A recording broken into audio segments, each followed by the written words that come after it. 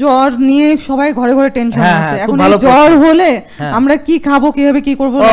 খুব একটা চমৎকার এবং সময় উপযোগী একটা প্রশ্ন।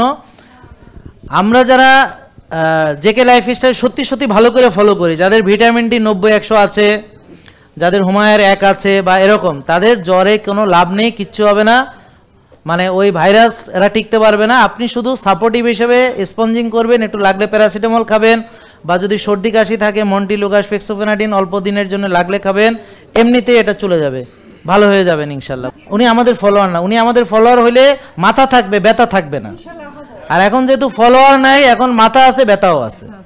এখন ডাক্তাররা পারলে গলা কেটে দিত, কত যে মাথা ব্যথা কেটে ফেলি, তখন পারতেছে না, মাথা কাটলে মরে যাবে, এই জন্যে মারতেছে না। ডাক্তাররা হলো আপনাদেরকে, বাংলাদেশি ডাক্তারের কথা বলছি না, বিদেশি ডাক্তার, ডাক্তাররা হলো আপনাদেরকে মরতে দিবে না, মানে যেন মরে না যান সহজে, আর বাঁচতে দিবে না যেন ওষুধ মুক্ত হন সহজে, এর মাঝামাঝি রাখবে, যে ওষুধ যুক্ত কিন্তু জীবিত। এই বুঝছেন কি বলছি?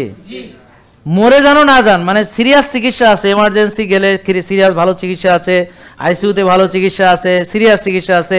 মরে গেলেও আপনার ভেন্টিলেটরের মধ্যে রেখে দিব, বুঝছেন?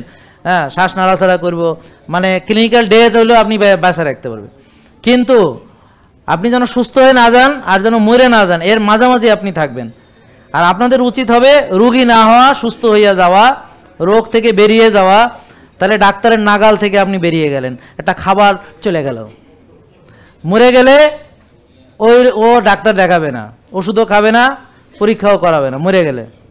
এই যে এই বোন যে যদি প্রথম ওই যে 12 বছর আগে সে যদি আমাদের ফলো করতো সামহাও, সে যদি আমাদের নিয়মে থাকতো, তাহলে রুগী থাকতো না, ভালো হয়ে যাইতো 12 বছর আগে।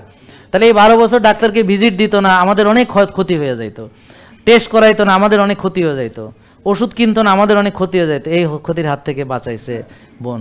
বোনের মতো সবাই হলে ডাক্তাররা আমরা অনেক রুগী পাবো, আমাদের অনেক সুখে শান্তিতে দিন কাটবে, গাড়ি বাড়ি চড়বো, অনেক ভালো হবে, প্রসার দিন দিন বাড়বে।